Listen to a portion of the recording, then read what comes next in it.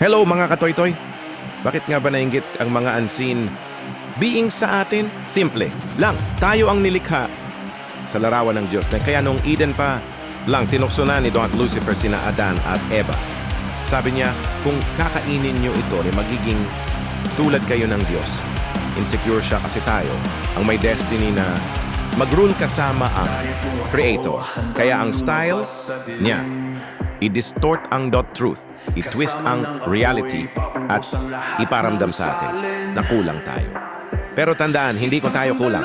We are already chosen. We are already loved.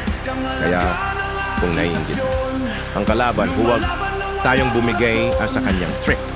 The greatest weapon laban sa envy ng unseen beings ay simple. Identity mo sa Diyos. Kapag alam mo, anak ka ng hari, hindi ka basta-basta matitinag. Thanks for watching.